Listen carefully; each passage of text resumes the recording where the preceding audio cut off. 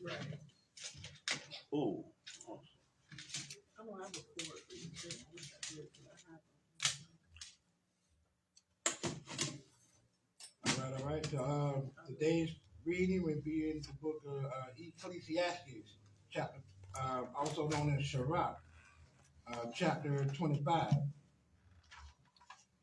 In three things I was beautified and stood up beautiful both before Elohim and men: the unity of brethren, the love of neighbors, a man and his wife that agree together.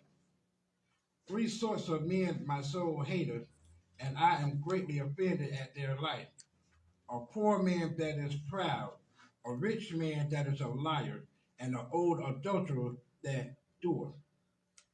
If thou hast gathered nothing in thy youth, how canst thou find anything in thine age?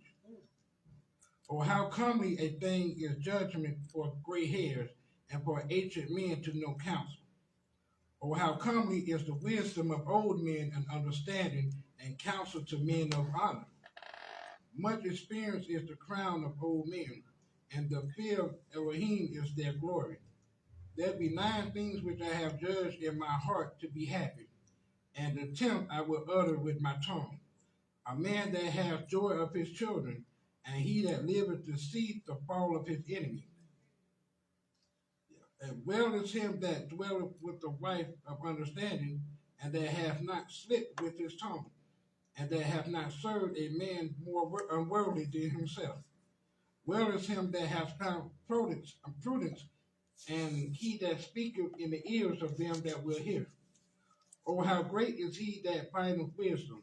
Yet is there none above him that fears Yahuwah. But the love of but the love of Yahuwah passeth all things for illumination. He that holdeth it, where shall he be likened? The fear of Yahuwah is the beginning of his love, and faith is the beginning of cleaving unto him. Give me any plague but the plague of the heart, and any wickedness but the wickedness of a woman, and any affliction but the affliction from them that hate me, and any revenge but the revenge of the enemy. There is no head above the head of a serpent, and there is no wrath above the wrath of an enemy. I had rather dwell with a lion and a dragon than to keep a house with a wicked woman. The wickedness of a woman changes her face, and darkens her countenance like sackcloth. Her husband shall sit among his neighbors, and when he hears it, shall sigh bitterly. All wickedness is but little to the wickedness of a woman. Let the portion of a sinner fall upon her. As the climbing up of a sandy way is to the feet of the aged, so is a wife full of words to a quiet man. Stumble not at the beauty of a woman, and desire her not for her pleasure. A woman, if she maintain her husband, is full. If a woman, if she maintain her husband, is full of anger, impotence, and much reproach. A wicked woman abateth the courage, maketh. A wicked woman abateth the courage, maketh it. Hey, yeah, that 22nd verse. That's kind of deep there. Who got something for that 22nd verse? I'm gonna reread it.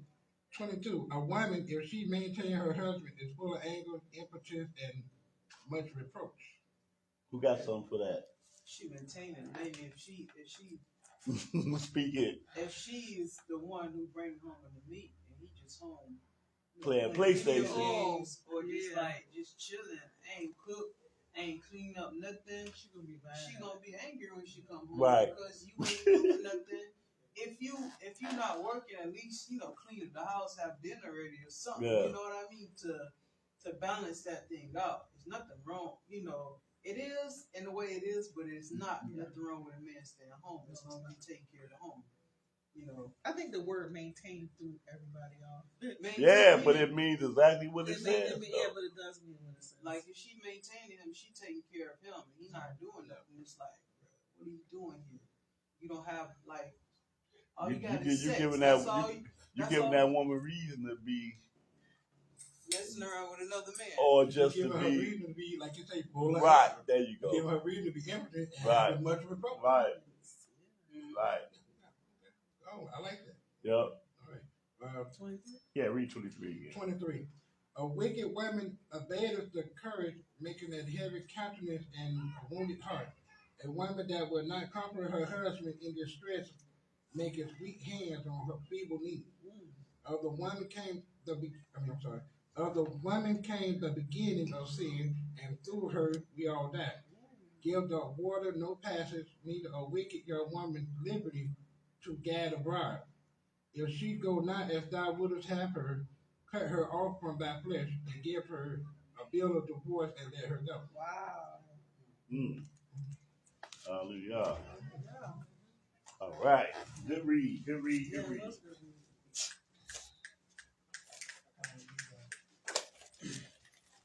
What did Paul say about two can? What did he say? Two can. How can two walk unless they? Yeah, two. How can two walk unless they be agreed? It's impossible. All right, y'all. You know, that makes sense too. How can you walk unless your legs agree to walk in the same direction to get you where you're going? Yeah. Yeah. All right, we got what's going to be tentatively a short one today. Huh? What's that? You know what? Let me see. No, it's cool. It's cool. It's cool because I like the volume. The pump up the volume. Is the volume on this one? No. Do this though. Send that back as far as it can go. Or lift it up. No, it's fine. Just tip it. No, just send it back as far as it can go. You this, yeah, there you go. There you go. That should be good. That should be good. All right.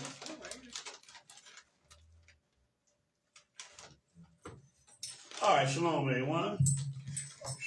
Yeah, I got a relatively short one today. Shorty, but a goodie today, y'all. We're going to be dealing with charity. Charity. True sign of a servant of the Most High. Charity.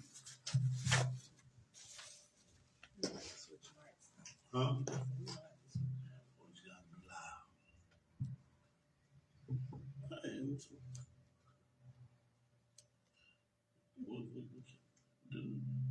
That's right. That's right.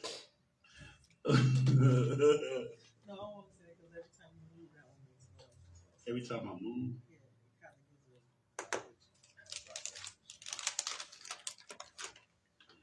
that won't make noise when I move.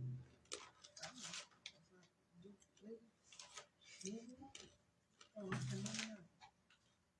Want me to cabbage patch? Cabbage patch. All right, yeah, so we're gonna be dealing with charity, y'all.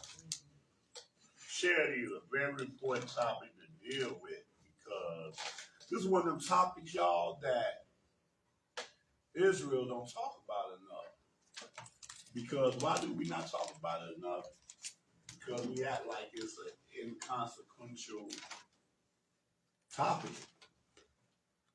But charity is directly out of the law.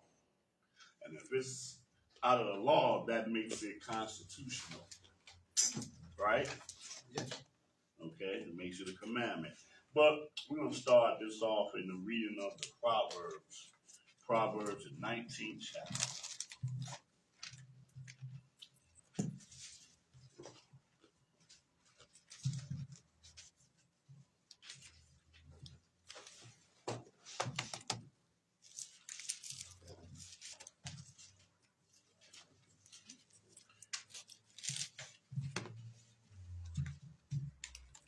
Proverbs, 19th chapter.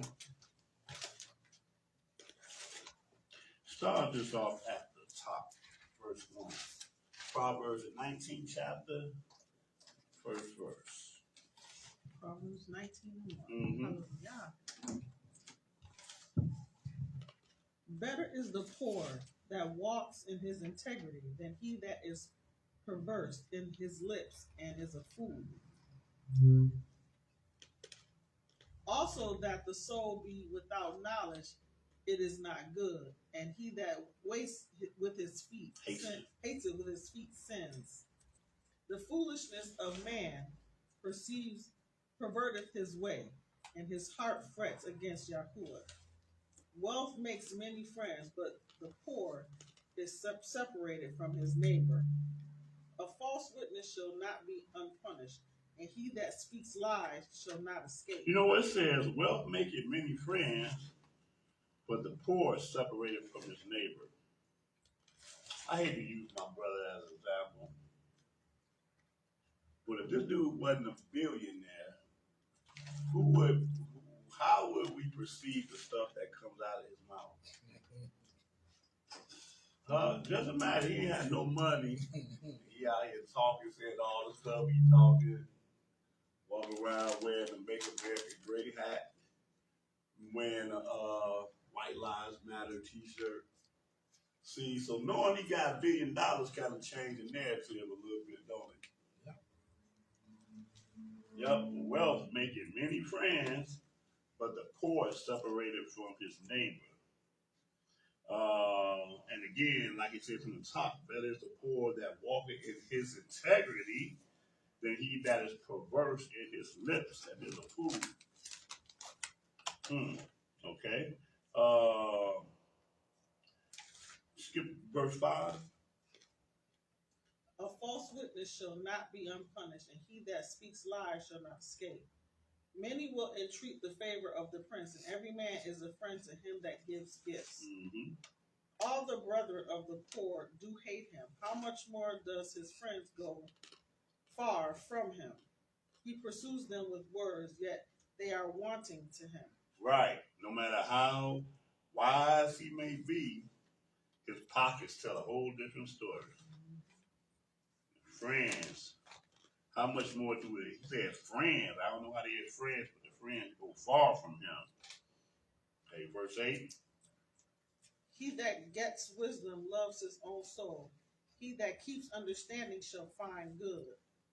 A false witness shall not be unpunished, and he that speaks lies shall perish.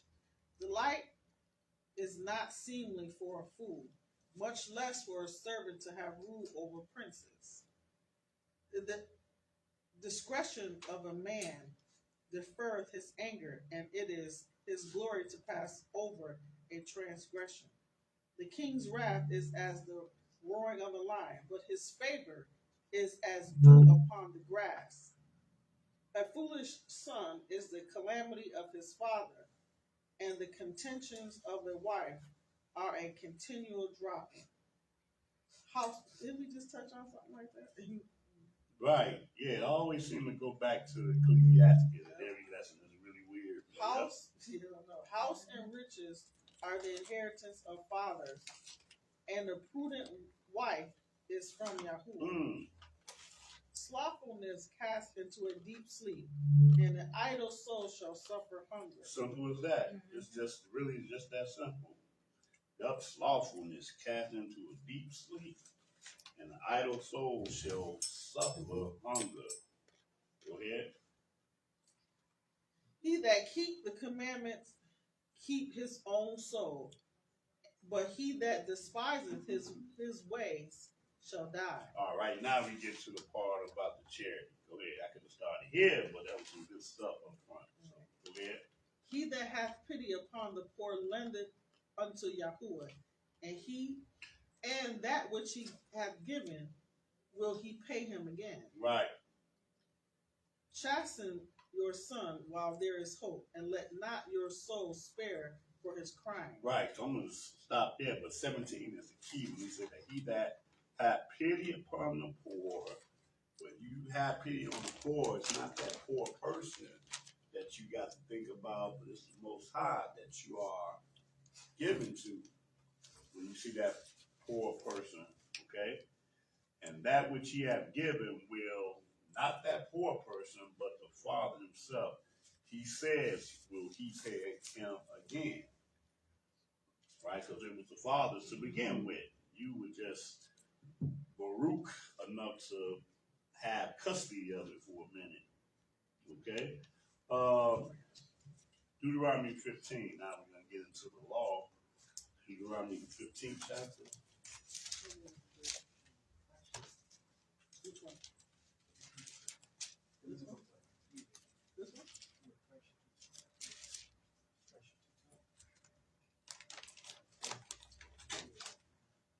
All right, Deuteronomy 15th chapter. And start just at the first verse. You won't let me type the scripture then. I couldn't get this keyboard.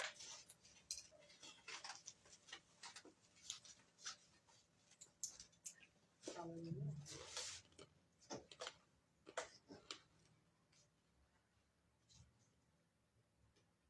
Verse 1. Yeah. Hallelujah. At the end of every 7 years, you shall make a release, and this is the manner of the release. Every creditor that lends aught unto his neighbor shall release it. He shall not exact it of his neighbor or of his brother, because it is called Yahuwah's release. Of a foreigner you may exact it again, but that which is yours with your brother, your hand shall release. Now, here's one of the reasons why I love the KJV so much. Because in that third verse, it used the term foreigner. It makes a distinction between foreigner and stranger. They sound like they're the same, but they're not really the same. Or else it would have said stranger here, but they knew it was different. Foreigner is somebody that is not an Israelite, that don't even really, it's not of Israel. And that means that a stranger is someone that is ethnically not an Israelite. It's a joint. Right, exactly. But that foreigner just, Israel is not his home. Okay?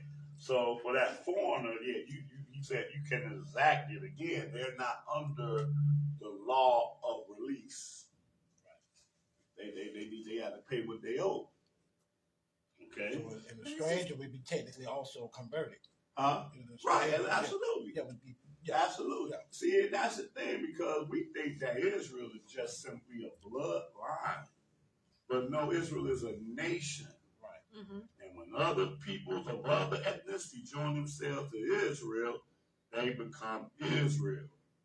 Okay? Even though by ethnicity they're a stranger, but they're Israel. You know Okay. what? Uh-huh. When I think about it, even in this country, I think about sometimes some things that there are done, in how history when it comes to, the government itself. I think about, say for instance, we had something on our credit report. Mm-hmm. I noticed that in 7 years it falls off. Right. Exactly. So it's interesting how people, they understand in how, and reading the Bible, and they apply it to today's, apply it to their government, but they're still challenging it in a lot of ways. But I still look at little things that are, that happen. It's like, wow, they really try. You know what? And that's really funny, because just this morning I was thinking the exact same thing. Mm-hmm. And what I was thinking of, though, is, because I think we was watching, I think that was in Kazati mentioned this. I think that's what it was. But, like, for instance, say, like, man, y'all going to that old book, that old thing, and that was where the mean God was ruling and everything, but not like, the New Testament is so much more nice and easy. But the thing is, like what you just said, people are not really seeing what they're seeing, because, and what made me think about the same thing you just said was concerning, because they said, man, back then people got stoned. They got stoned for this, that, and the other. I'm like, but if you're looking at it from a religious dynamic, it just don't fit, because there's nothing religious about it. Mm-hmm. Just like what you just read here concerning, where, like you say, we have bankruptcy laws on top of just 7 years stuff falls off or whatever. That is the way that a nation operates. It's not a religion, it's a nation. So you have the electric chair, you have, you get killed this way, that's death penalty that's in here and other countries. Just like there was a death penalty when we were a nation. It's only when you're stuck to looking at this like it's religion that you don't really perceive what's really going on here. Yeah. The New Testament had death penalty too. Only thing was that we was under the auspices of the Roman government in the New Testament. But all of it is based off of it being a nation. And in this case, so it was funny that you had picked that up. I had thought the very same thing this morning, where you act like they was following a whole different religion in the Old Testament, but what you're reading about is a nation, not a religion, which makes more sense. Because even in another sense, you say, well, back in that day, you had to keep all these laws or whatever, but guess what? You an American. You got to keep way more laws under American jurisdiction than you had under Israel jurisdiction. But we keep trying to think that this is religion that we're reading about. It's not a religion. This is the way a kingdom, the Father's kingdom, operated. That was absolutely a good point. I thought the same thing earlier this morning. All right, what verse you at? Verse 4, I think. Say when there shall be no poor among you, for Yahuwah shall greatly bless you in the land which Yahuwah your Elohim give you for an inheritance to possess. And I don't kind of know why he says that, because further down here, let us know that poor is always going to be among us. But anyway, he said, except there shall be no poor among you, for Yahuwah shall greatly bless you in the land which Yahuwah Elohim given you for an inheritance to possess. Maybe the poor is relative, as far as you may not have as much as everybody else, but you know what I mean? Maybe that's what he meant by except if you have no poor in the land. No, I guess if we were to keep following y'all's plan, every time we went to go get another nation, whoever was poor here would be rich over there. Because as you taking over different territories, the people when the first territory got this, you go to another territory, the ones who don't have much here, now they get them some territory, and then it continue going on to where really who was poor over here, when we get to their territory, they won't be no longer poor for us. They have their own to claim as themselves. I mean, that's my way I look at it. Yeah, that's one way to look at it. Okay. 5. Only if you carefully hearken unto the voice of Yahuwah your Elohim, to observe to do all these commandments which I command you this day. Now, so what we're reading are commandments. Right. See, these aren't just suggestions that he's talking about.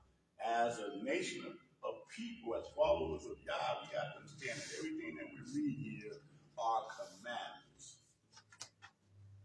Okay? Are the 10 Commandments higher than these commandments we're reading about? Y'all take play the same? Right, exactly. The 10 Commandments that we know are just the first 10 Commandments. And that's just what was needed at the time that the Father gave them to give us a heads up. But then he got the rest of the law, which he calls commandments. That's what they are, commandments. Very interesting. Let's read more of these commandments. Go ahead. For Yahuwah your Elohim blesses you as he promised you, and you shall lend unto many nations, but you shall not borrow. And you shall reign over many nations, but they shall not reign over you. That kind of plays into what you were just saying. Okay, go ahead. If there be among you a poor man of one of your brethren within any of your gates in the land which Yahuwah your Elohim give you, you shall not harden your heart, nor shut your hand from your poor brother. But you shall open your hand wide unto him, and shall surely lend him sufficient for his need in that which he wants. Beware that there be not a thought in your wicked heart, saying, the 7th year, the year of release, is at hand, and your eye be evil against your poor brother, and you give him nothing. And he cry unto Yahuwah against you, and it be sin unto you. Right, because the Father just wants us to know that everything that the Father blesses us with is not just for us to store up for our own selves, Right. but it's also to be able to give.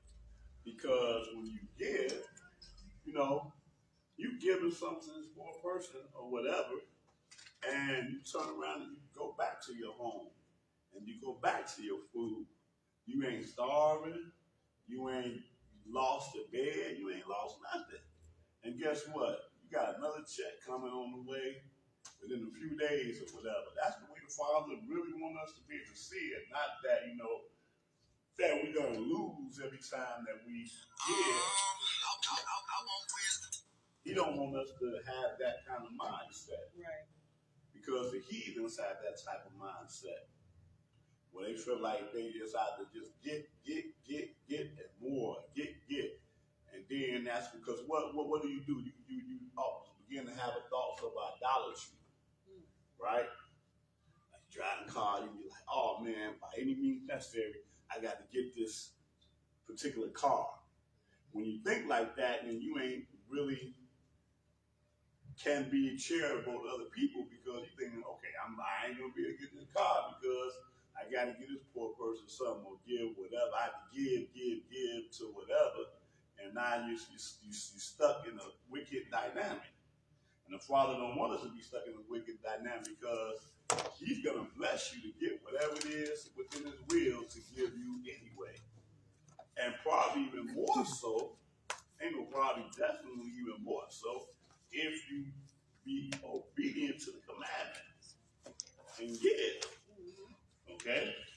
So, that's why he said, hey, but thou shalt open thy hand wide unto him, and shalt surely lend him sufficient for his need, that which he wanted. Verse 9, again. Okay. Beware that there be not a thought in your wicked heart, saying, the 7th year, the year of release is at hand, and your eye be evil against your poor brother, and you give him nothing, and he cry unto Yahuwah against you, and it be sin unto you. He said it is an evil on your part to even, think concerning the fact that, that your brother is in a state of need, and he cried to the Father because you like, man, I'm not giving to him because in a few months he's not even gonna have to pay me back. Right. So the Father calls that out. See, so everything he's trying to give us understanding of the mindset that we have to have in serving him, that the Father does not allow us to really go broke when we're doing what's right and giving unto him. Okay? Go ahead, verse 10.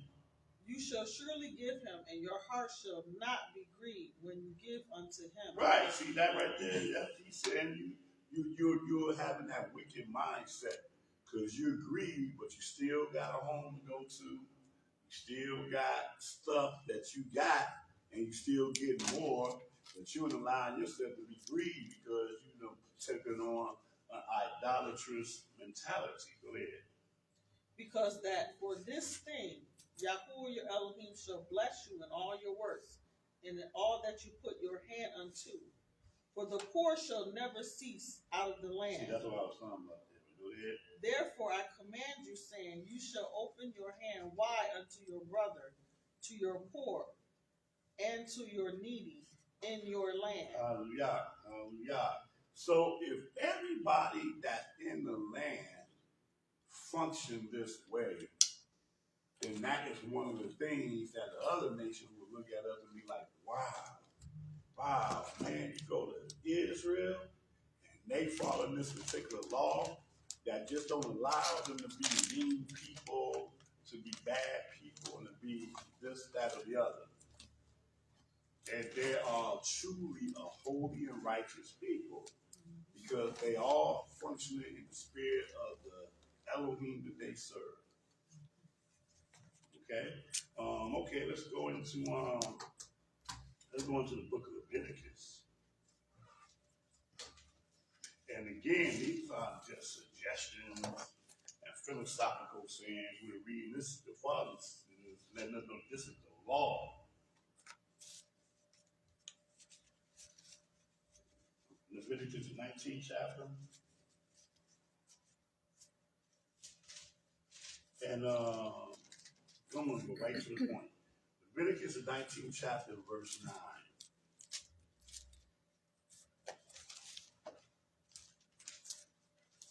Hallelujah.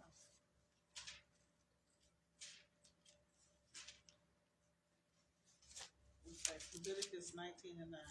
And when you reap the harvest of your land, you shall not wholly reap the corners of your field, neither shall you gather the gleanings of your harvest. And you shall not glean your vineyard, neither shall you gather every grape of your vineyard. You shall leave them for the poor and stranger. I am Yahuwah your Elohim. Right. So this is all your property right here. This whole acres or however much is your property right here. If the Father does not cause it to rain, then that's what's going to be barren property. You ain't eating, ain't nobody, ain't no gleaning or nothing. The Father allows it to rain so your crops grow. Now you're able to go and get all your crops out of the land. Well, their things are gleanings, which are on the outside of your own property, and things that come off of whatever you're gleaning. You know, you raise it up, something drop off, you don't even go back and try to pick that up. Leave it where it's at. Because you got all this stuff right here to sell to the market, to eat and all that stuff. That little bit that fell down, the Father caused that to fall down for somebody else. Just like how it is like sometimes when you lose money, it's the same thing. Sometimes you get torn up. Yeah, you had $20 in this pocket. And I know 9 times out of 10 times the leg got mine. And that's the reason why I'm really like, And then here, Why are you bringing up those? but I want to put $20 back. But the truth of the matter is, if it's out there on the street somewhere, guess what? Somebody needed it. Yeah. It's straight up somebody needed it. And you have to have that understanding that somebody needed it. Because you still good. Yeah, that's Yeah. what I always Still ain't getting them victims out your crib. Still got something to eat. Still got this, the other. In another few days when you get paid, guess what? That $20 is going to go on, done, whatever it needs to do. Why he don't want us to be upset about material things like that. He don't. He want us to understand that, hey, look, I took that $20, okay? What's he gonna do about it? Because that we say, he said, you get to the poor, you lend to the Father.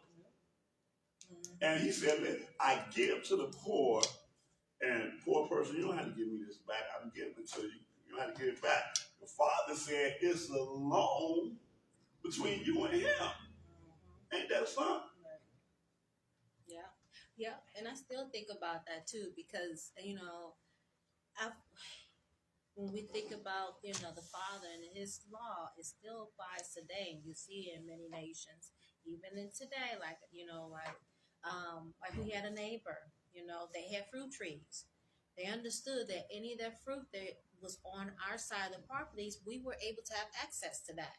Because it was outside of their property for anyone to clean on. Right. And it's anyway, even like for trees, if it's on your side, then you're able to cut it down or whatever. Mm-hmm. But it's just interesting how the Father, has this information and then how nations are also following the law, Right. following certain Right. laws That's of the true. Father. That Certain is laws. That is true. Yeah. And How it's laws adapted is following into it society. That's the police use a couple of examples too. That's in the Old Testament, dividing people and what they call it when you kind of chastise checking them out. Listen to one person's story compared to another person's story, Mm-hmm. whatever. They were doing that. Like I think who was that? Dan, I think was doing that when he was young. When they had there was the people in charge were accused of raping some female or was attempting to rape some female or something. and it was like they separated them. He was like, "Well, separate them." He could try to get them out, get them to turn on each other and talk. Oh, to each okay, other. yeah, Interrogations. Yeah, stuff like that. They learned, that's all biblical as well. Right. Mm-hmm. There was that interrogation in the book of Acts. We had that married couple, and they was living in community, and they was had agreed to give this much of whatever they had sold to the congregation, but they didn't, and I guess they lied about it or something. Yeah. And they Phineas didn't. and Right. Right. Tomorrow or something like that. And that's what they did. They separated them. Yeah. And they asked, "Did you get so much for this?" "Yeah, I got so much for this." And then they asked the husband or whatever, the wife or whatever. The husband died first, and the wife was still there. And she said, "Hey, the same men that carried them out about to carry you out." Yeah. Because they lied. But that's that interrogation. That made me think of the interrogation you're talking about. But even then, even using that, because I don't have this in this lesson, even then, you see how that idolatry causes, because that's really what I'm seeing in that whole thing. Because the apostle told him, said, "Wasn't it yours when you had it within your own power? It was yours. You was not required to have to do nothing, but you lied and said that when you sell it, that this is what we're gonna get, and you lied about it. You giving us this one impression, but your idolatrous mindset is wants you to hold back on the part that you pledged to give, and you didn't even have to make the pledge in the first place. So that caused them to lose their life, bearing false witness and being idolatrous at the same time.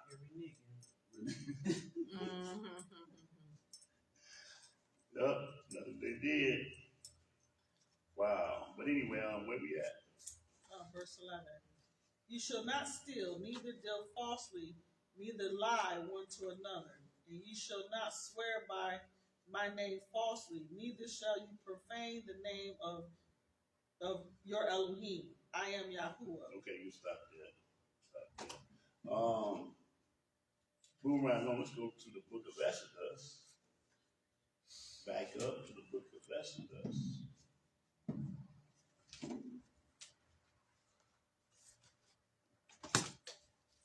Exodus, the 22nd chapter.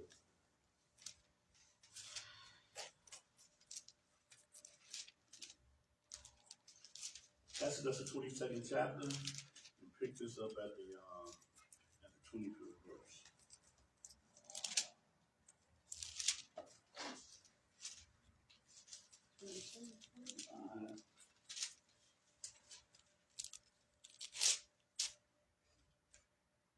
Hallelujah. Mm-hmm. If you lend money to any of my people that is poor by you, you shall not be to him as a usurer. Neither shall you lay upon him usury or tax. If you at all take You your say brother, tax? yeah, that's what I thought usury was. Interest. Interest. Exodus 22. I'm sorry, 22 and 25. 25. Okay. Mm-hmm. If you And at all, the key thing is talking about, somebody that is poor. You lend your money to me that is poor. Okay. If I'm borrowing money from you because there's this particular car that I want, man, and I'm a little bit short, that's not the same thing. It's not the same thing. I'm just speaking in the context of the scripture. If I'm poor, then we ain't talking about me wanting a specific Cadillac that I saw that I got to just have my hands on. I'm talking about, I'm poor because, man, my refrigerator ain't got no food in it. I'm poor. So I'm just saying in the context of what we're reading in the scripture, there's a difference between that. But usually, somebody that wants something a little bit better than what they got, that's where the whole usury come from. So it ain't a bad thing when you go and say, I'm going down the street, and and they're gonna charge me so and so interest. But why you getting that money? Not to eat, but I'm getting it because I want to buy my woman a diamond ring. I want to buy her this, that, and the other. Oh yeah, you got usury on something like that. Yeah. That's so people make usury be an evil thing, but it's only evil when we talk about between poor people, Right. according to what the scripture's saying. But companies exist because they are doing usury. But nobody is forcing you to go down and be charged 25%, 35% interest because you can't, abide by whatever the Father's blessing you with, But where we at? Verse 26. Verse 26, okay. If you at all take your brother's raiment, let me read that again. If you at all take your neighbor's raiment to pledge, you shall deliver it unto him by that sundown. But by that the sun goes down, for that is his covering only, and it is his raiment for his skin. Wherein shall he sleep? And it shall come to pass when he cries unto me that I will hear, for I am gracious. So what is that raiment supposed to be? That sounds like this son that's so important to him that he really, really needs, so that you really, really need. But in the context, Amen. of, the script, in the context of this verse, what is His clothing. His second coat that he. Well, it is a coat. It's when you use something for, like you put your house up for Collateral. Collateral. That's it. I couldn't think of the word. Yeah. That's what I was looking for. Oh, got it. Collateral. Okay. Okay. Say, man, what you got, man? You got to have something that I want for me to give you this money. Oh, well, I got my coat here. Only coat I got. Correct. But I got it, That's right. That's right. According to the law, they said you don't let the sun go down holding this dude's pledge. Get that man's pledge back to You him. might as well not even take it. Just give it to him, and then. Well, that's really what he's saying. That's really what he's saying. And in the long way, that's really what he's saying. Go ahead. We start that from the beginning. For that is his covering Right. only. It is his raiment for his skin. Wherein shall he sleep? And it shall come to pass when he cries unto me that I will hear, for I am gracious. Okay, so stop right there. So I'm gonna kind of simplify it in another way too. The Father don't want you to bring any type of undue stress on this person that's poor. That's what he's saying. Right. Even the fact that you allow certain stuff to come out of your mouth by this person that is poor, you shouldn't allow that to happen. Okay? So that's really what he's teaching us that, but he uses it in the context of collateral. Like, give this man in this position, give him that collateral back. Okay? Let's go back. Excuse me. Let's go back into Leviticus. Leviticus, the 25th chapter. See, we read all this stuff out of the law. Because then when we read the same stuff in the New Testament, we know better than to think, oh, that's New Testament stuff. The New Testament is so nice and sweet and kind. Nope. There's grace, there's mercy, there's kindness, and all that in this mean Old Testament. Ain't that something? Well, we all had that lack of understanding. We had the lack of understanding presented to us. Right. Exactly. Leviticus 25th chapter, and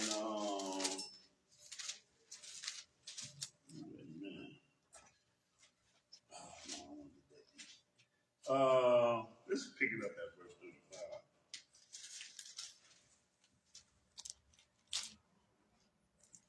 This whole chapter is dealing with that whole year of Jubilee and year release. But we're going to pick this up at the 35th verse. Okay.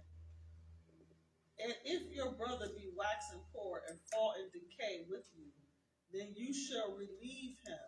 Yes, though he be a stranger or a sojourner, that he may live with you.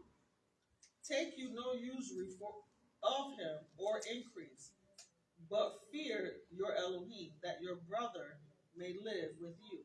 And again, this is the second place where we read concerning where he includes a stranger in the dynamic. First, we read that when he talked about the gleanings, that gleanings is for the stranger. The gleanings is not for you. It's for that stranger that come and dwell and sojourn in Israel, that they know they're going to have something to eat when they get there. They know they're going to have something to eat when they get there. Remind me of when we lived in Kissimmee. And in April, right around springtime, you walk down Earl Bronson. Y'all know Earl Bronson? Earl Bronson is basically where Disney is located. It's called Earl Bronson 92. It's kind of like a tourist strip, a lot of hotels and stuff. They got these trees with these, what are they? Like Asian plums or whatever. Oh, those little yellow fruits. Bonsai? Huh? No, they like No. Yeah. They blossom, Right. cherry blossom, Oh, cherry real blossom pretty. tree. Is that what that is? Cherry Cherry blossom. blossom? Okay. They like little flowers. It's pretty and it, I never seen them here. yeah, cherry. We have some knowledge in our apartment complex. Oh, really? On the back side. Yeah. If you walk down the street, man, you see them growing out there. They taste good, too. Yeah, they're real sweet. Just pull them off the tree, eat them, go on about your business. They all up along the road like that. That's how it was as a nation that we were supposed to be. Have these gleanings out on your property and outside at the gate or whatever. Because outside, you know, when hey, people walk through there and ain't nobody starving. All they gotta do is pick it up off the ground. It can be. Huh? No, I'm just saying. Okay, never mind. But strangers knew that when they came to Yashrael, that they weren't gonna go hungry. When they got there, boy, yeah, you're gonna eat. You're gonna be straight. Anyway, what I said we had? I'm gonna read 36 again. Take you no usury of him or increase, but fear your Elohim, that your brother may live with you. You shall not give him your money upon usury, nor lend him with victuals for increase. Okay, all right. Go ahead. I am Yahuwah your Elohim, which brought you forth out of the land of Misraim to give you the land of Canaan, and to be your Elohim. And if your brother that dwells by you be waxen poor, and be sold unto you, you shall not compel him to serve as a bond servant, but as a hired servant, and as a sojourner he shall be with you, and shall serve you until the year of Jubilee. And then shall he depart from you, both he and his children with him, and shall return unto his own family, and unto the possession of his fathers shall he return. For they are my servants which I brought forth out of the land of Misraim. They shall not be sold as bondmen. See that? So bondmen are what we were. Yeah. And our bondmen status were perpetual. Here in America, they had other, for lack of a better term, immigrants that came on the scene. That came out of like Ireland. And they were sojourners. Right. They were sojourners, but they were, but the title that they used then was indentured servants. Yep. And they knew that they had to serve wherever they had to serve in this capacity. But they didn't just serve, they were paid, hired servants. And they had contracts of like 7 years to do that. 7 years and got 30 acres and a mess. That's right. They were dealt with as citizens. You know, man, Britain, man, y'all can just imagine what that was like when the pilgrims came here. They ain't know what they was coming to, but they came here, landed on Plymouth Rock or whatever, and then later on when the English took over the whole East Coast, all that was new. from Georgia all the way up north to Maine.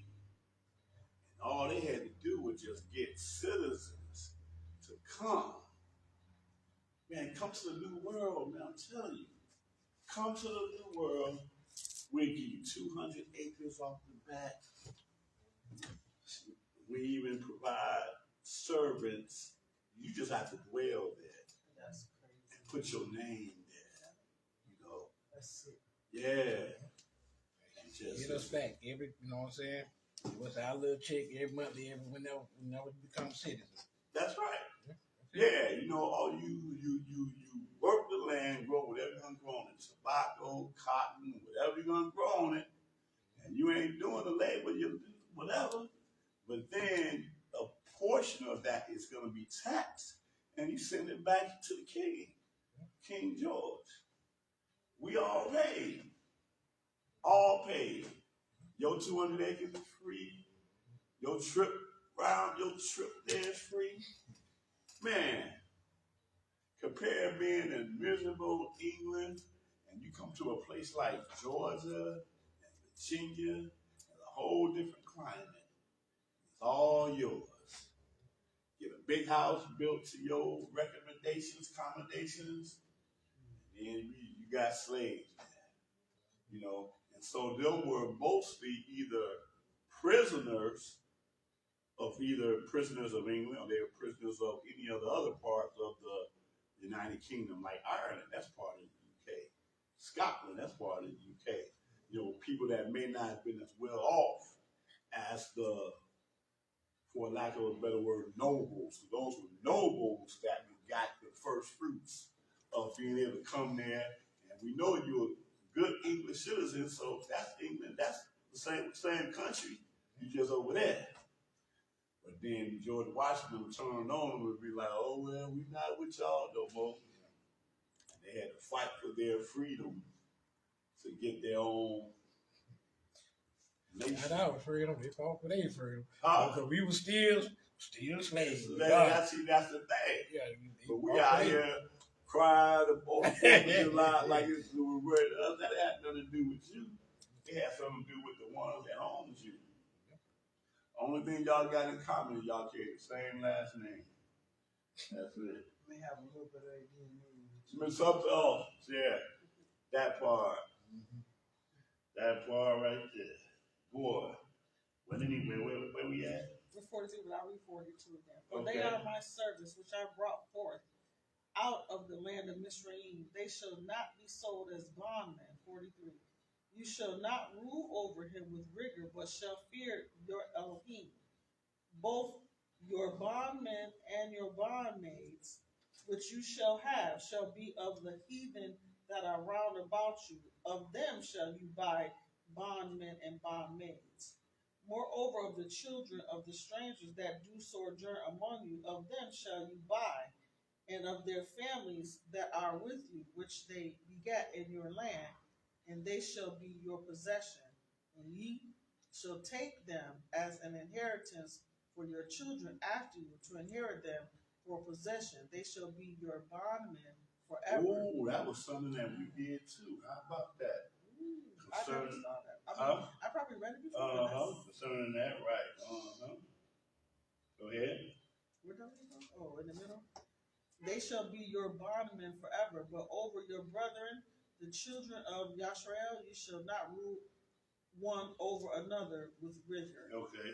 So, and then notice he used the term heathen here. So there's a context of heathen, because it didn't say stranger, because a stranger is like unto yourself. So there's a context of this heathen.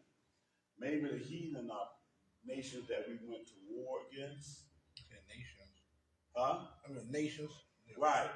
But specifically ones that we went to war with, that may have been our enemy or something like that. Because it's not the same law as was given to the stranger that dwell among us. There's a difference between the two. He also says, you shall not rule one over another with rigor. I mean, you can't be mean to the Okay, let's look at this in context. there he's talking about concerning Israelites. Right, that's what I'm talking about. Uh-huh. Like they can be your servant, but you can't be. You gotta treat them like they're part of the family. Right. But these other people here, which are of the heathen, Oh yeah, you can. yeah, that's a whole different dynamic with them. Because that's kind of like a punishment that Right. they're dealing with. Like Or maybe the heathen ones that they were able, the ones that were sojourning among you, the strangers, they actually converted. But the heathen ain't got. They're like, no, we ain't doing all that. Like I said, it looked like it may have been ones that were taken in the war or something Right, like that. we ain't doing all that. Right. But here it has for that burden of heathen, it has nation. But right, that's what the word heathen means, nations. Yeah. But apparently there's another level of context to it. Because you got a whole lot of words that mean that is limited to nation. Mm-hmm. But in the Hebrew language, there may have been a context that we're not really catching. Because we've had strangers among us. He told us to deal with strangers. There's one law for all, for the stranger that dwell with us and with us, and how to treat the stranger. But these heathens here, and they use the term heathens, because when they use the term stranger, it don't really never use the term heathen in the same context as stranger. Yeah. You understand what I'm saying? Mm-hmm. Okay. But these particular heathens here had a whole different, like you said, they had a whole different dynamic when they came among us. Just like when we went to war and we saw a woman that we liked among the heathen. We took that woman and she shaved her head and all that, and she became part of our family. But it wasn't a choice thing, she was a captive. So I think that this is the context of the captivity of these particular heathen, as opposed to the heathens that come and sojourn with us as citizens of Israel, if that makes sense. But the context is also the fact that for Israel, according to the flesh, we cannot have them as bondmen or bondwomen, period. Oh, like you said, we can't have the strangers as bondmen and all. No, we can't have ourselves Ourselves. bondmen and bondwomen, right? Mm-hmm. Verse 47. Matter of fact, what verse you at? Verse 47. Yeah, read that. And if a sojourner or stranger wax rich by you, and your brother that dwells by him wax poor, and sell himself unto the stranger or sojourner by you, or to the stock of the stranger's family, after that he is sold, he may be redeemed again. One of his brethren may redeem him. Wow, so an Israelite can be sold to the stranger for whatever reason. Out of him being poor, is this example he gives here, and he sells himself into that bondhood or whatever. But he says that after he is sold, he may be redeemed again, but one of his brethren may redeem him. So we should, as a people and as a family together, we shouldn't want to see any of our relatives sold in bondage. You know, yeah, go get them, go redeem them. 49. Either his uncle or his uncle's son may redeem him, or any that is nigh of kin unto him, or of his family may redeem him. Or if he be able, he may redeem himself. And he shall reckon with him that bought him from the year that he was sold to him unto the year of Jubilee, and the price of his sale shall be according unto the number of years, according to the time of an hired servant shall it be with him. If there be yet many years behind, according unto them, he shall give again the price of his redemption out of the money that he was bought for. And if there remain but few years unto the year of Jubilee, then he shall count with him, and according unto his years shall he give him again the price of his redemption. And as a yearly hired servant shall he be with him, and the other shall not rule with rigor over him in your sight. And if he be not redeemed in these years, then he shall go out in the year of Jubilee, both he and his children with him. For unto me the children of Yashrael are servants. They are my servants, whom I brought forth out of the land of Mizraim. I am Yahuwah your Elohim. Wow. All right. So that's that. That's the law concerning that. All right. Let's go into the book of Ezekiel. Ezekiel, the 18th chapter.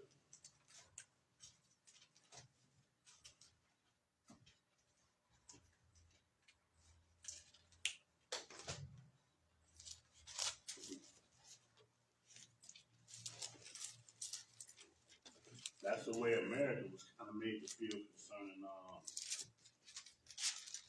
Brittany Griner. Yeah, they went redeemed. Huh? They went redeemed. They went and redeemed it, yep.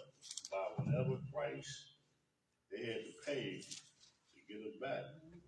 That's what they did.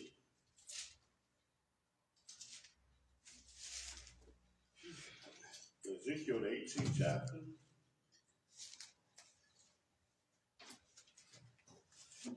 Let's start this out at verse 1. And this how you know that we're not Africans, because ain't nobody came to redeem us. Yep. Nobody. The word of Yahuwah came unto me again, saying, What mean ye that you use this proverb concerning the land of Yashrael, saying, The fathers have eaten sour grapes, and the children's teeth are set on edge? As I live, saith Yahuwah Elohim, we shall not have occasion any more to use this proverb in Yashrael. Behold, all souls are mine. As the soul of the Father, so also the soul of the Son is mine. The soul that sins, it shall die. But if a man be just and do that which is lawful and right, and have not eaten upon the mountains, neither have lifted up his eyes to the idols of the house of Yashrael, neither have defiled his neighbor's wife, neither have come near to a menstruous woman. So he's giving examples of things that we should not have ever allowed ourselves to be a part of. And the very first thing that the Father seemed to always put first among anything else is idolatry, serving another deity. So when we go hard, that's the thing that people don't understand. When we go hard against Christmas, Easter, and these things like that, people take offense. Because why? Because in this society that we live in, it's the norm. well, the thing is this. It's just not, in English they say it's not good form. It's just bad form to talk about somebody else's religion. They talk about, and that's how they feel. That every person has a right to their religion, and when you speak on, judge somebody else's religion, that's bad form. So that's the context that this country can take, which is anybody else that might sound well and good.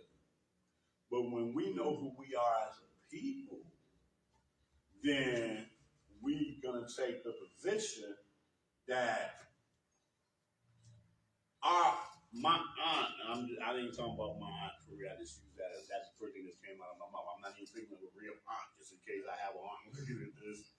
But my aunt, she might be all excited about Christmas and everything, but her excitement is based off of ignorance. Because we all celebrated at one time, and we thought that it was a holiday from God. And here's just another way of putting it. You see, I have another aunt. My other aunt, she's straight up pagan, wicked, and all that, right? Now, I'm not going to talk to that aunt the same way I talk to my other aunt, because my aunt that's pagan and wicked, oh yeah, you serve this thing. You celebrate Christmas because that's what y'all do, and you know everything about Christmas, and you be turning your nose up at Christians that then hijack your holiday. Right. You understand what I'm saying? Mm-hmm. So I leave you alone because you know just what you're doing, whatever. But my other aunt is doing it out of ignorance because she don't know that it's y'all's holiday. And it's y'all's holiday wrapped around wickedness. She thinks she's serving Jesus' birthday or Yeshua's birthday or whatever. So therefore, that's the position that we take when we be sharing with people concerning the pagan origin of something like Christmas or something like that. Not meaning to be offensive, but just to be informative because we once was in their shoes. And that's the thing that a lot of people just don't grasp. They think it's just us being rude. They think it's us being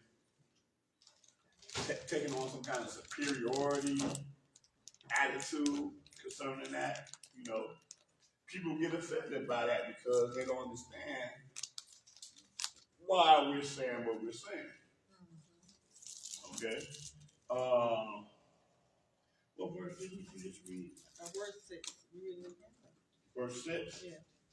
Right.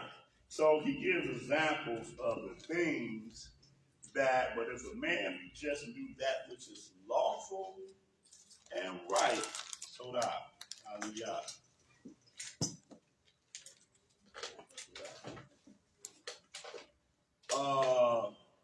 And so the example again is the first thing he mentions is idolatry. And have not eaten upon the mountains.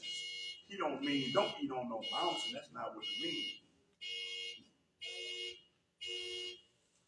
We understand that the mountains in Israel represented the high places that they served other idols on. So that's what he's talking about. Not just not eating on mountains, but going up to, eating idolatrous things, to these idolatrous idols. Neither have lifted up his eyes to the idols of the house of Yasrael, neither have defiled his neighbor's wife, neither have come near to a menstruous woman. Verse 7. Mm-hmm. And have not oppressed any, but have restored to the debtor his pledge. Now, he said that he called these sins. A lot of us don't even understand that this is a sin that he's talking about. Right?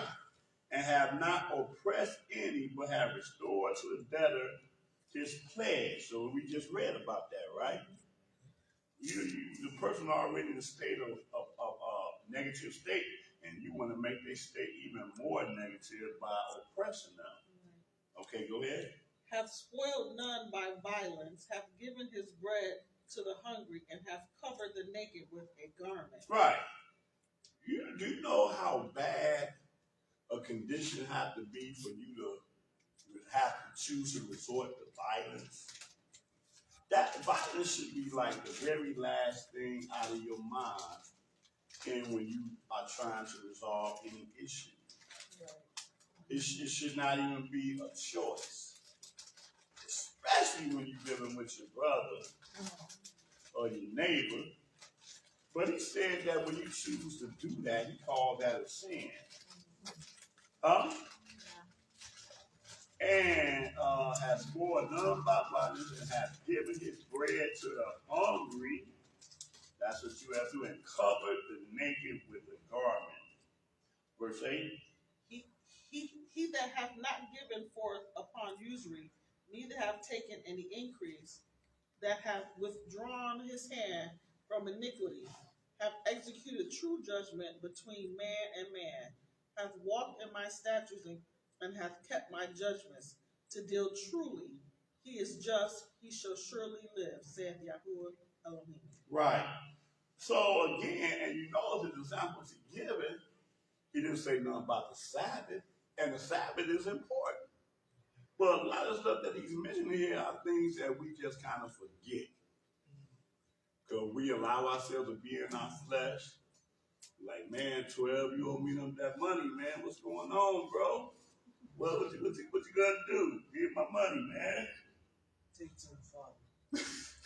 You said that last week. 12 just asking to get jacked up.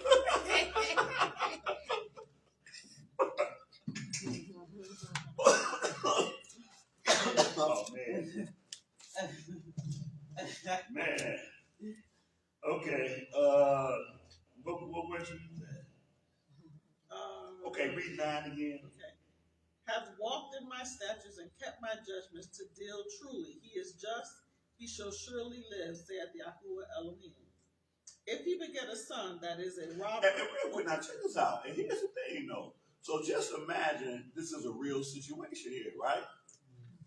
I'm 12, where's my money? And he's like, take it to the father, right?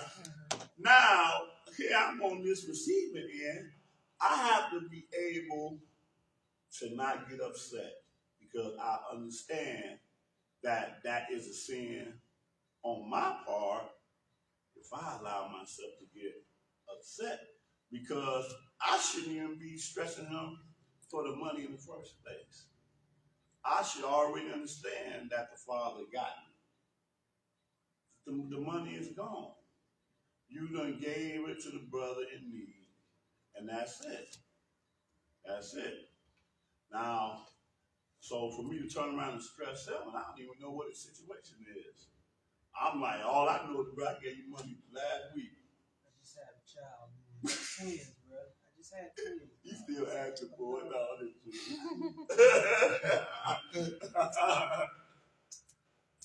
No, but seriously though, Right. we should not allow our mind to allow it. But this is how fights start, simply like that. Because we put the father out of the context and we put ourselves in the context, you know?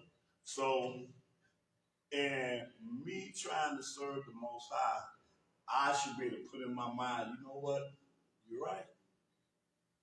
I let the Father deal with it. If there's wickedness on this brother's part, the Father's going to deal with it. I'm not going to allow no wickedness on my part because I know the Father's going to deal with me. So just let it go. Hey, all right, bro. Good.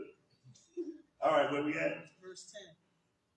If he beget a son that is a robber, a shedder of blood, and that does the like to any one of these things, that does not any of those duties, but even have eaten upon the mountains and defiled his neighbor's wife, have oppressed the poor and needy, have spoiled by violence, have not restored the pledge, and have lifted up his eyes to the idols, have committed abomination, have given forth upon usury, and have taken increase, shall he then live?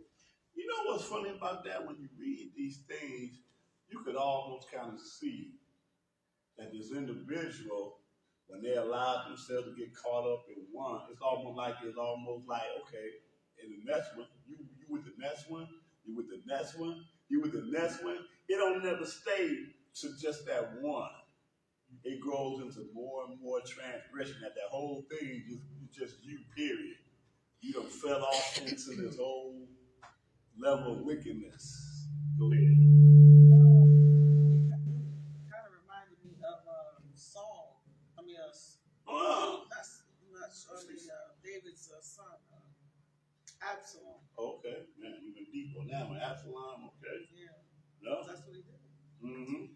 He shall not live. Wait a minute. Sorry, I'm reading it at the top of 13.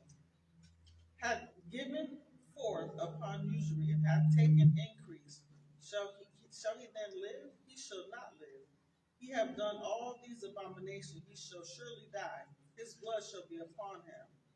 Now lo, if he beget a son that sees all his father's sins, which he have done, and considers, and does not such like, that have not eaten upon the mountains, neither have lifted up his eyes to the idols of the house of Yisrael, have not defiled his neighbor's wife, neither hath oppressed any, have not withholden the pledge, neither have spoiled by violence, but hath given his bread to the hungry, and hath covered the naked with the garment, that have taken off his hand from the poor, that have not received usury nor increase, have executed my judgments, hath walked in my statutes, he shall not die for the iniquity of his father.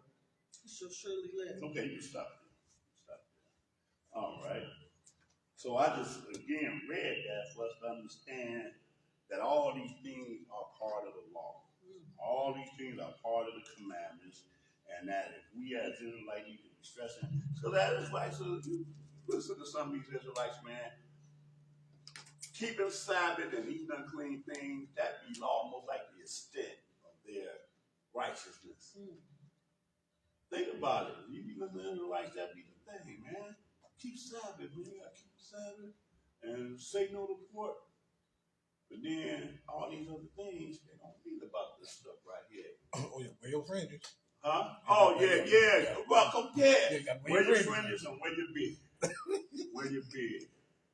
I could have done all of these things right here flawlessly, and then you judging my outside appearance because my beard ain't as long as you think it should be.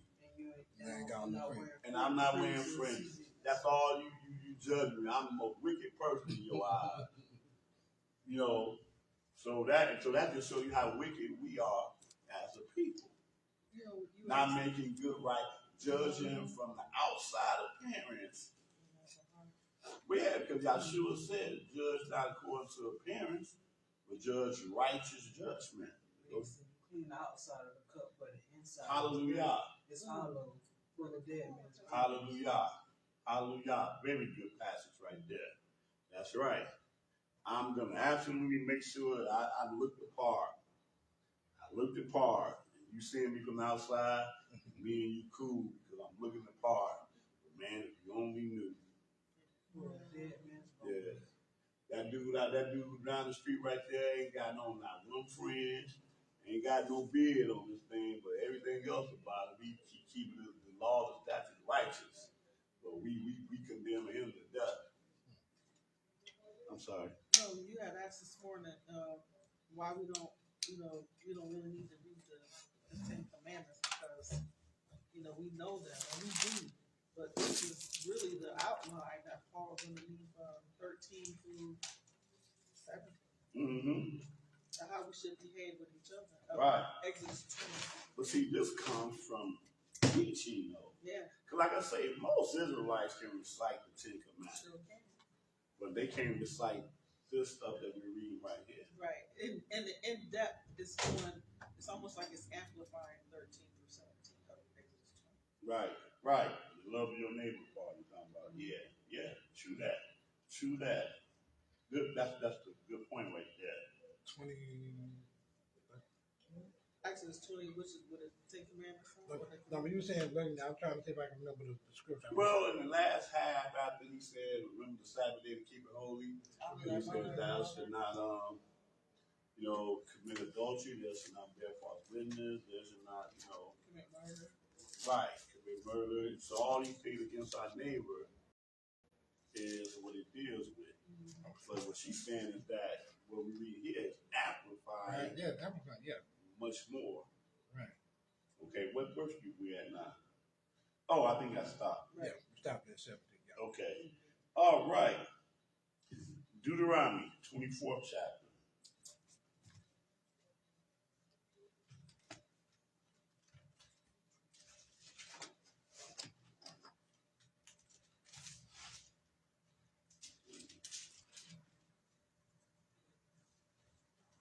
I think we're just going to read one verse here, if I'm not mistaken. Deuteronomy, 24th chapter.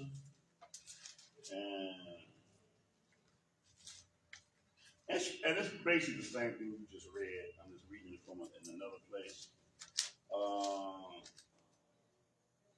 I'm just adding or supplementing what we read out of the law. In Deuteronomy 24th chapter and verse 10.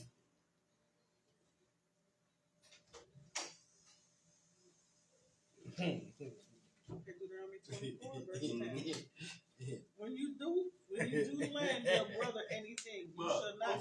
What you laughing at? I'm laughing at the scripture. Okay. When you do lend your brother anything, you shall not go into his house to fetch his pledge. What does that mean? I'm going here to take what I need. I'm thinking If you name your brother, say, don't go in the house trying to get what he owes you. You know what I'm saying? He ain't there with him.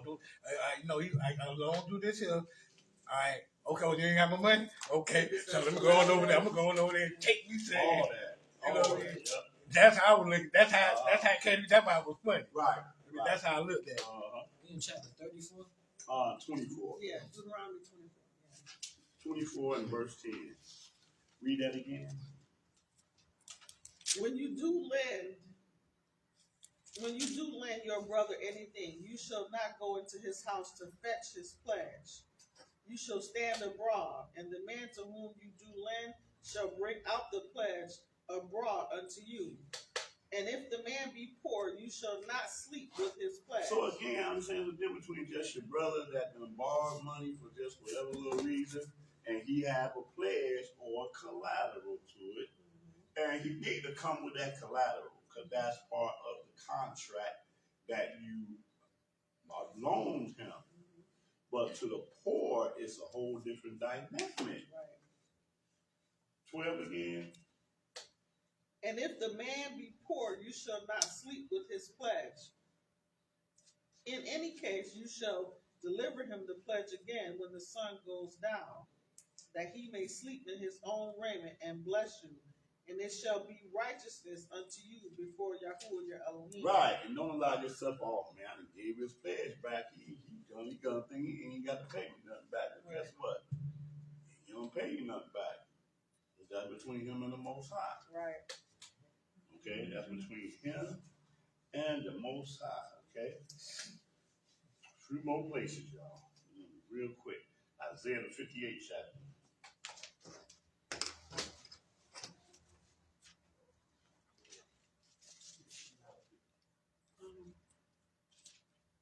Isaiah what? 5:8.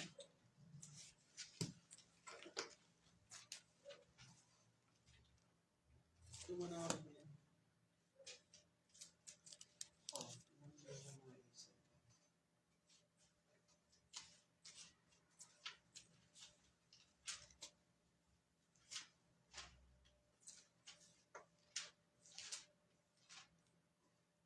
Is it froze or just? It might be just that. Because I opened it back up. It's just that. Because it's still there. Okay. Isaiah 58th chapter, and we start at verse 1. Isaiah 58, 1. Cry aloud, spare not, lift up your voice like a trumpet, and show my people their transgression, and the house of Jacob their sin. This is another example when he used the term my people that people need to take heed of. My people, he's talking about his covenant people.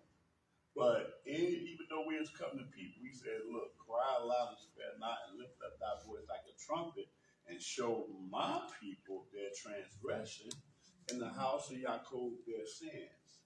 You know, the law seems like it's big, but at the same time, when you know it, you're supposed to live it. You're supposed to do it. You're supposed to perform it. And the further we kept falling away, the louder we need to cry out to a people that should already know this stuff. Just like your child. If you got to keep telling your child the same thing, your voice ain't going to be at the same level the 10th time that it was the first and second time that you told them. It's impossible. Okay? Go ahead. Yet they seek me daily, and delight to know my ways, as a nation that did righteousness and forsook not the ordinance of their Elohim. They ask of me the ordinances of justice. They take delight in approaching to Elohim. See, so this is a thing that we as Israelites do even to this day, man. We fill up these churches because we're thinking that we're there to get some from on high, but yet we're not having no conscience of the things that we do that's contrary to the Most High. Okay? So, just like in Ezekiel 20, when Ezekiel say, will I be required of by you? You come to seek after the words of Yah, and you come to seek me, but y'all wicked. You can't, and that's what we got even today. people be wanting to know this, know that, and know everything else, get knowledge, but yet they don't want to.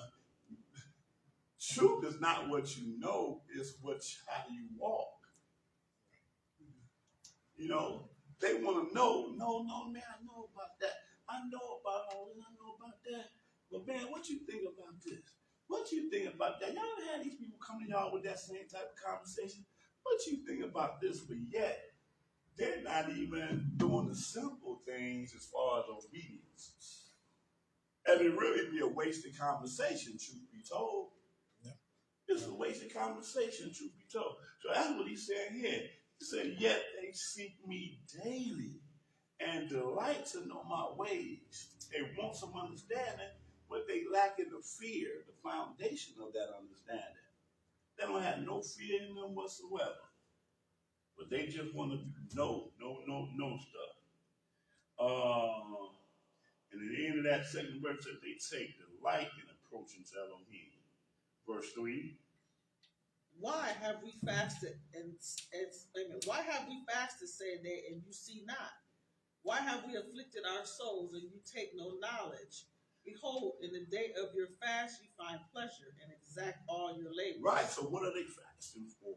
Why are these people fasting when they don't even have the right spirit to fast in? Fasting out of tradition. Yeah, man, I know Yom Kippur, Day of Atonement is here, you know, I'm getting myself ready for that. Fasting. Yeah, what about the self-reflection part of Day of Atonement? You know, confessing your sins and your transgressions and praying to get them clean, removed from you. That part don't be part of your fast. Matter of fact, the only reason why you fast is because you want other people to see you fasting. Right. To have a show of holiness, but it's of vanity. He said, behold, in the day of your fast, you find pleasure and exact all your labors. You're doing all that stuff while you fasting. Totally making your fast totally invalid. Yup. Verse 4. Behold, ye fast for strife and debate, and to smite with the fist of wickedness. You shall not fast as you do this day, to make your voice to be heard on high. Right. I'm going to get together with these other cats, man. I'm going to amaze them at the stuff that I don't learn. And when they try to kick against what I'm telling them, I'm going to raise up my voice higher, show them this, that, the other. I'm going to show them that I know this stuff. That's all part of what I'm going to do on this fast day. Go ahead. Is it such a fast that I have chosen? A day for a man to afflict his soul? Is it to bow down his head as a bulrush and to spread sackcloth and ashes under him? Will you call this a fast? An acceptable day to Yahuwah?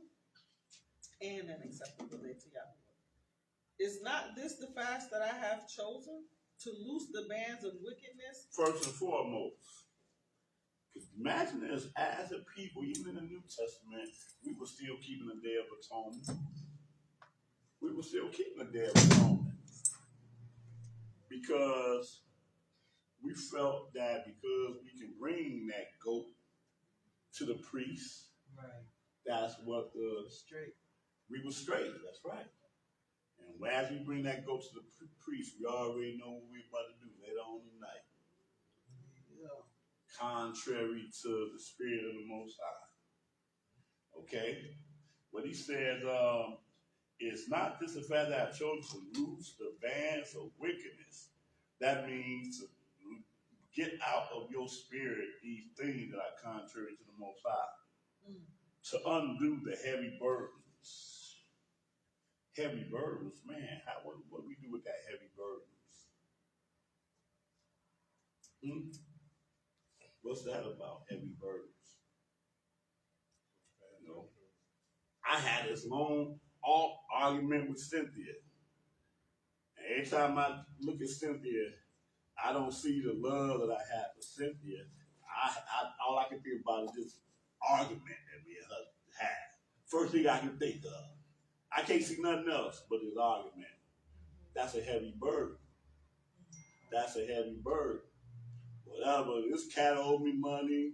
I'm always debating with her, this, that, the other. All these are heavy burdens.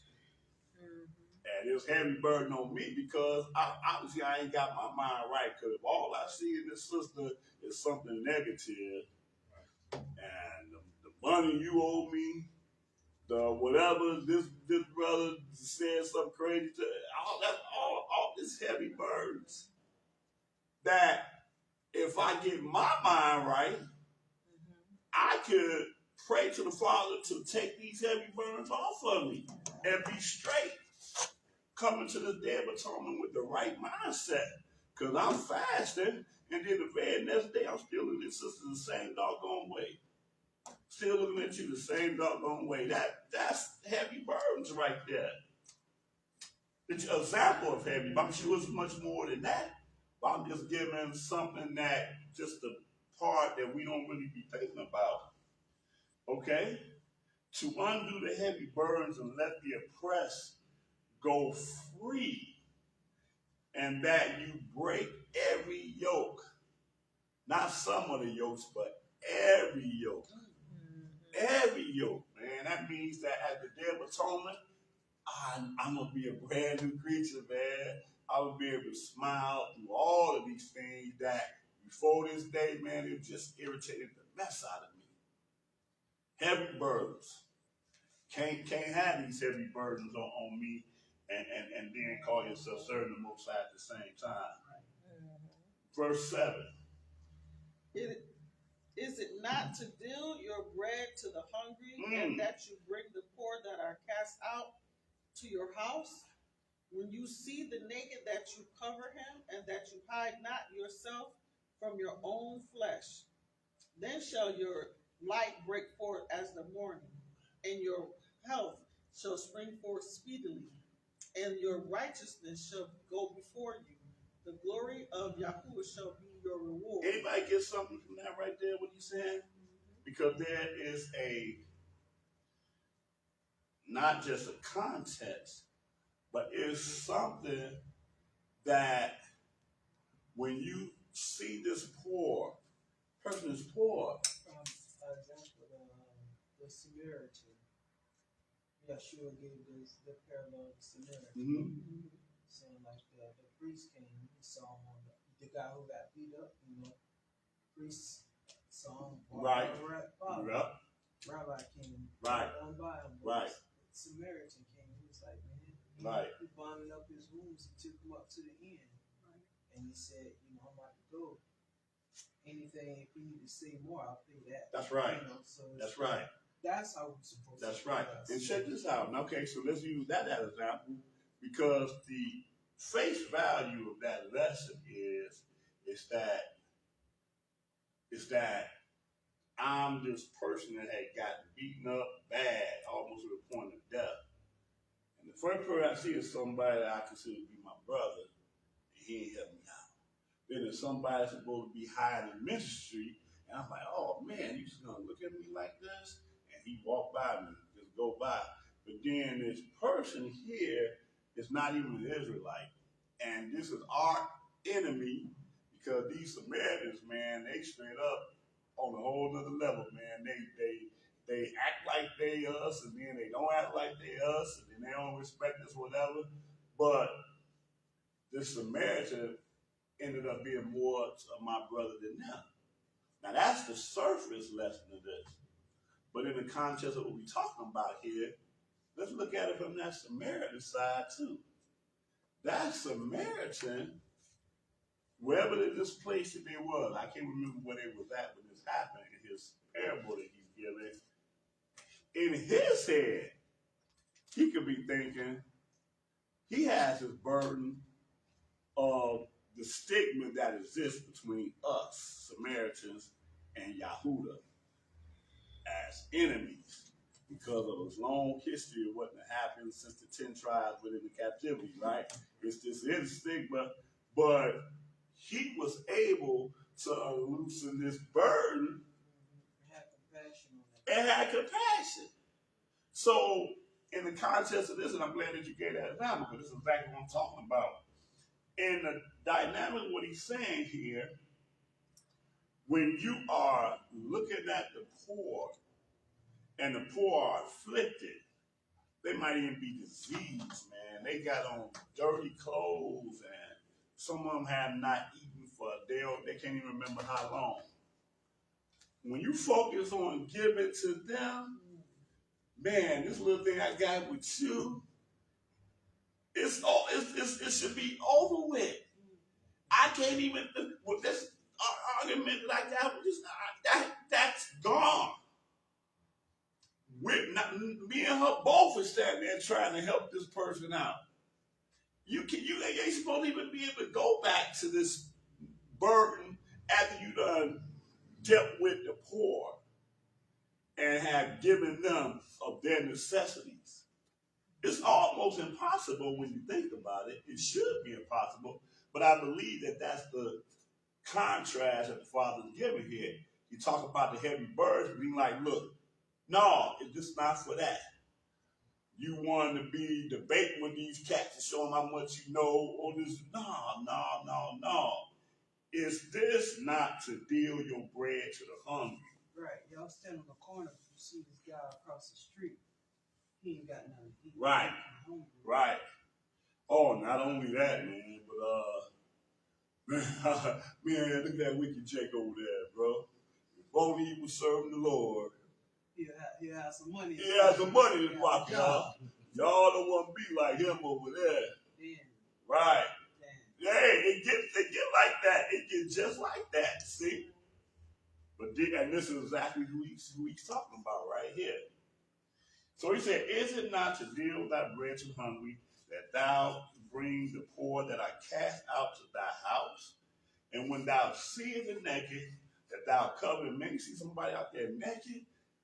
Whatever it is that you've been bound with, man, that should just leave off the bat. Because guess what? You ain't naked. You were this morning, you went to your closet and you, right. Man, you like, my only problem is that my problem is that I just got too many clothes that I can't choose which one to put on. I don't know what to wear today. You know, to me that's a problem. You know, right?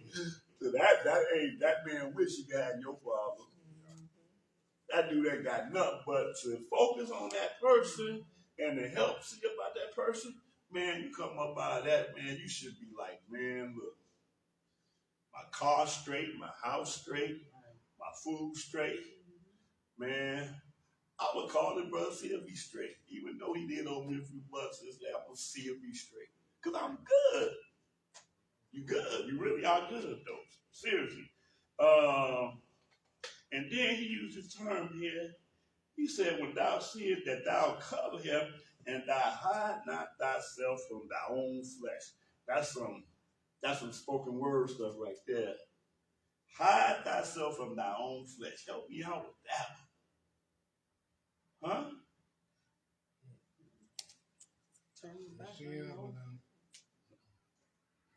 Right. It's pretty much that. Right. In another way, yeah. Cover him and not turn you back on like it's mirror, like preaching stuff. But this is how the Father see us. He see us as a people.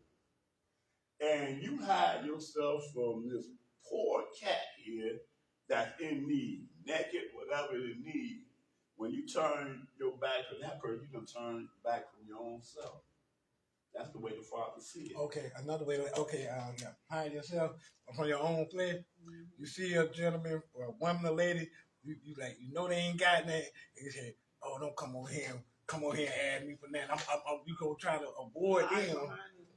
You try your hardest to avoid them, just so you ain't got to hear what their problem is. Right. Yeah, you see somebody coming up to you, you know what I mean? You want to run and go the other way. Right.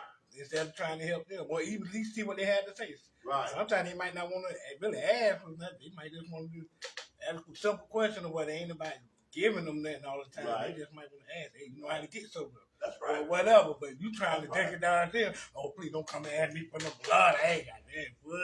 And you make a real good point there. Yeah. You make a real good point there because it's not just the physical that people be in need of. Yeah. People have physical disabilities, but then they be having mental things going on with them too. So nobody want to deal with them because, already put them out. That person crazy. And that person is going through his own personal grief that you cannot even see in your own eyes because you're focused on the physical. Right. What were you about to say, 12? Oh, I thought you that's what he said, and that thou hide not thyself from thy own flesh. And then another way you can look at it is that people can only be as strong as weak as link. Right. That's it. That's it. And even another way of looking at it is that with us, y'all, this is part of our curse because we have discontinued from being the people. Therefore, we don't even look at each other as our brother and our sister. That's all why. of us are in one. Huh? Right. We are because we are individualites instead of Israelites. I like that. That's what we are. Pat and Penny. I like that. Mm-hmm. Yeah, I like that. Individual like that's what we use. But that's right. No brotherhood, no love. Right. Absolutely. Nothing. Absolutely. Oh, I like that. A community like that can only be prone to violence and degradation and all the things that we're subject to because of the fact of how we're designed to are made to look at each other. Okay? 8. Oh, verse 8. Mm-hmm. Then shall your light break forth as the morning, and your health shall spring forth speedily, and your righteousness shall go before you. The glory of Yahuwah shall be your reward. Then shall you call, and Yahuwah shall answer. You shall cry, he shall say, Here I am. If you take away from the midst of you the yoke, the putting forth of the finger, and speaking vanity. So he gave you examples of that yoke again right there, right? Putting forth my finger. That's the yoke. That's what he called that a yoke. And the speaking vanity. That's a yoke.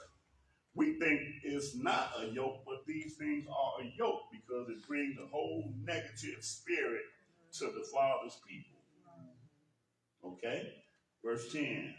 And if you draw out your soul to the hungry and satisfy the afflicted soul, then shall your light rise in obscurity, and your darkness shall be as the noonday. And Yahuwah shall guide you continually and satisfy your soul in drought, and make fat your bones, and you shall be like a watered garden, and like a spring of water, whose waters fail not. And they that shall be of you shall build the old waste places. You shall raise up the foundations of many generations, and you shall be called the repair of the breach, the restorer of paths to dwell in. So we can read this in an individual dynamic, but then he's talking also from a nation dynamic as well, right? That, so just say as a community, we all learn to function righteously as he said out right here. Then the stuff that we as individualites, what we do as individualites, we think, man, it's dangerous around here, bro. We need more police protection around here. We need to make sure that we vote for the Democrats. Because we vote for the Republican in there, man, we ain't got no chance in hell and survive. But if as a community we did these things here, we wouldn't need the enemy to protect us. We wouldn't need the enemy to get our schools right. We wouldn't need the enemy to get our neighborhoods on point. Because we would all be a community then. And we would function as any other community that love each other and respect each other and not let people suffer in their community, not let crimes be done with cats, nefarious cats on every corner, making it hard for the single sister that's coming home from work. You know, the stuff that we deal with as a people, man, it's more than a notion. It was a time when we were close to it. Yes, sometimes we were able to function like that sometimes. That segregation, we were absolutely very close to it. Man, but anyway, where we at? 13. 13. If you turn away your foot from the Shabbat, from doing your pleasure are my holy day, and call the Shabbat a delight.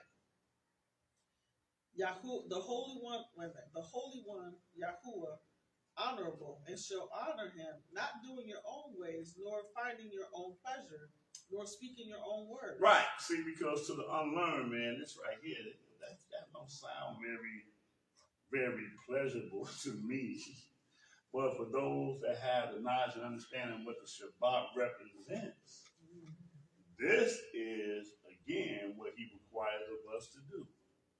And on this Shabbat, we're able to have lessons like this lesson right here that will help us as we go about our daily journey, right? That's what Shabbat is supposed to be all about. The means to get closer to the Most High. The means to be closer to the Spirit of Yah. Because all of us, to a certain degree, is falling short, even now, some way or another. It could be just something as simple as an incident that you had to deal with the past week that made you feel a certain kind of way. Shabbat should be a means to be able to get on the other side of all of that stuff and stay on the other side of all that stuff. Okay? But that's what you said. If you turn away your foot from Shabbat, you ain't got no chance. Because you done put away the main thing that was created for your preservation. Okay? Verse 14. Then shall you delight yourself in Yahuwah, and I will cause you to ride upon the high places of the earth, and feed you with the heritage of Jacob your father, for the mouth of Yahuwah hath spoken it. Right, hallelujah. Hallelujah. So again, we're dealing with charity, which is what's some synonym for charity? Love. It's love. So everything that we read, it should be based out of love. Not even based off of it just in itself being a commandment. Just Man, bro. So yourself over there is in financial difficulty. Don't even know where his next meal come from, right? And then here I couldn't tell me about it. And here I go like, man, bro, dang, man, look. Yeah, I know the process I'm supposed to do this, man. So here go $10. Give him $10. But then I ain't got the love is not there. I'm begrudgingly giving him this because I feel like I'm keeping the commandment. Right. And he even told us not to even be begrudgingly when we do this. It should be about love. Oh man, really? That's what y'all did? Oh man, look, man, $10 ain't even gonna be enough, man. Yeah, man. This is all. This is what I got. Take it, man. Please. I hope this, hope this puts some peace in your spirit, man. Because I don't need to see my brother out here like this. That's charity. That's love right there. Coming up outside of ourselves to give. Okay. 1 Corinthians.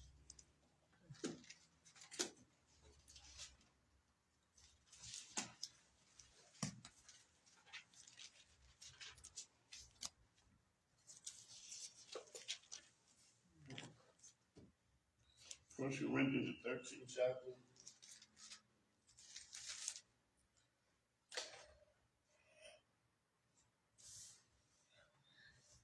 First Corinthians 13. Yeah. First Corinthians 13th chapter.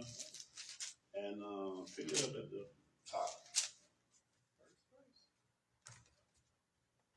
Okay, 1 Corinthians 13. Though I speak with the tongues of men and of angels and have not charity, I am become as sounding brass or tinkling cymbal. And though I have the gift of prophecy and understand all the mysteries and all knowledge, and though I have all faith, so that I could remove mountains and have no charity, have not charity, I am nothing. That's a very deep thing, man. Wow. Even as Israelites, man, very important dynamic that Paul is bringing to us, man, because that's what we want. We want to give prophecy, man. Even prophecies I'm reading in this book, man, I sure wish I understood them a little better than I do, right? He's saying and understand all mysteries and all knowledge. And though I have all faith so that I can move mountains, but I'm still lacking that one thing. I'm lacking that one thing. And in my reality, because I got all this stuff here, I ain't lacking in nothing. Right? That's right. That's the way I think. Man, look, I got all this stuff going on.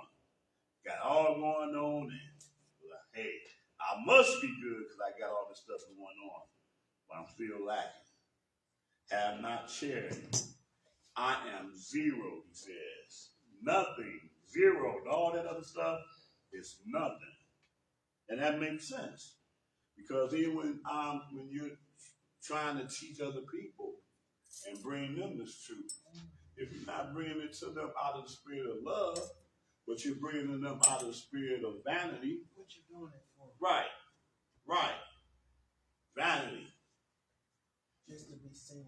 Just to be seen, bro. Just to be seen. Like the your witness that be standing on the corner. They be standing somewhere where people don't even be walking by. So they stand there to put their hours in. You know, they got hours that they have to accrue in their, what they call themselves?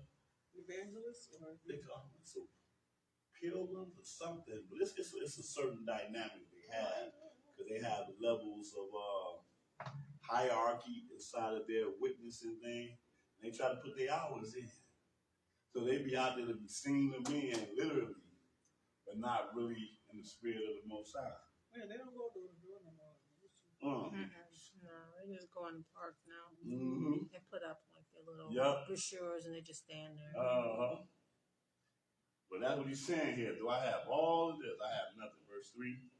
And though I bestow all my goods to feed the poor, and though I give my body to be burned, and have not charity, it profits me nothing. Wow. So I'm still going through these more. And I just said that. But I don't have no love. I have nothing. Go ahead. Charity suffers long and is kind. Charity envies not. Charity wants not itself, is not puffed up, does not behave itself unseemly, seeks not her own, is not easily provoked, thinks no evil, rejoices not in iniquity, but rejoice in the truth, bears all things, believes all things, hopes all things, endures all things. Wow, how about it? Charity never fails. But whether there be prophecies, they shall fail. Whether there be tongues, they shall cease. Whether there be knowledge, it shall vanish away. For we know in part, and we prophesy in part. That's right. At the end of the day, don't be puffed up because you do not have it all. It's the Father teaching you humility is the reason why you don't have it all. He ain't gave it all to you because we are but flesh. So humble yourself and know that we know in part and we prophesy in part. Verse 10. But when that which is perfect is come, then that which is in part shall be done away. And that which is perfect, I'm gonna sum it up to the new covenant, right? When that which is perfect is come, then that which is in part shall be done away. Ain't none of us gonna be in part no more. Go ahead. When I was a child, I spake as a child. I understood as a child. I thought as a child. But when I became a man, I put away childish things. For now we see through a glass darkly, but then face to face. Now I know in part, but then shall I know even as also I am known. And now abides faith, hope, charity. These three, but the greatest of these is charity. Wow, hallelujah. Hallelujah. Anybody else got any scriptures that come to mind? Yep. You do? Yep. Really? Yep. My favorite one. You never do it when you do this one. 1 John 4:7-8. Oh. Beloved. Hey. Okay, wait, let's go there before you say it. I'm singing it. No. Calm yourself. No, I'm just saying, you ain't gave nobody no chance to turn to it. 1 John 4:7-8. Nah, you turn to it.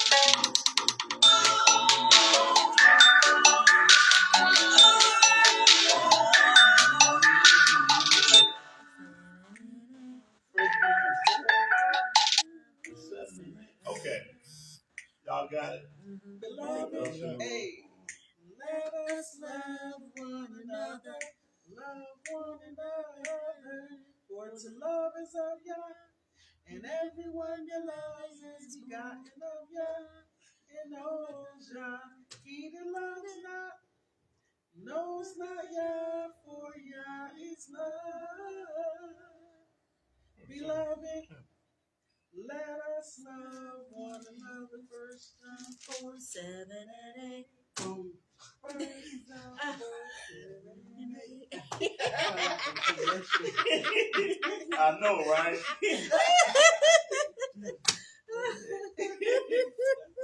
Furniture. She selling furniture. That's right. I'm selling furniture of love. Sorry, when the converter used to watch in the 50s before the and now our feature. The 10 Commandments. That's funny. All right. That was good, but that absolutely was right on time. Hallelujah for that. Absolutely. Beloved, let us love one another, for love is of Elohim. How about that? Love is the foundation. And everyone that loveth is born of Elohim and knoweth Elohim. He that loveth not knoweth not Elohim, for Elohim is love. Read that 9th verse for me. And this was manifested the love of Elohim toward us, because that Elohim sent his only begotten Son into the world, that we might live through him. Herein is love, not that we loved Elohim, but that he loved us, and sent his Son to be the propitiation of our sins.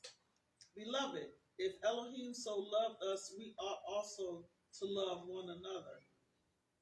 No man hath seen Elohim at any time. If we love one another, Elohim dwells in us, and his love is perfected in us. Hereby know we that we dwell in him, and he in us, because he hath given us of his Spirit.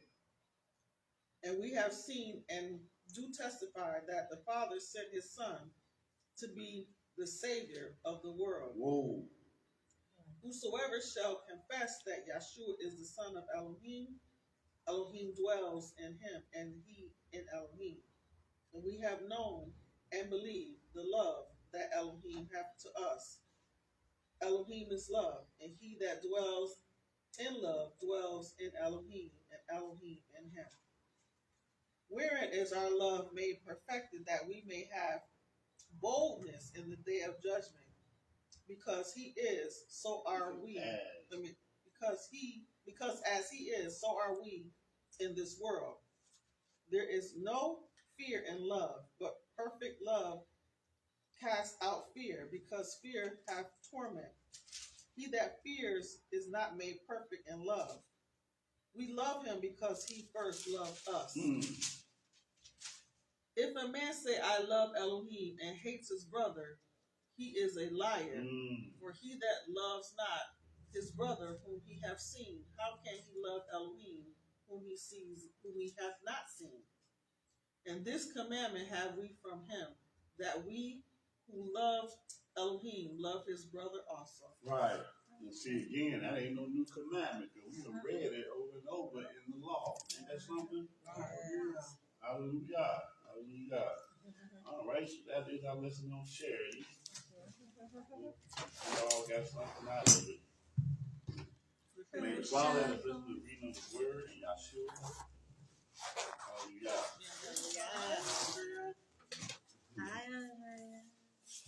Okay, and on that note, y'all, we're going to stand, face Yahweh.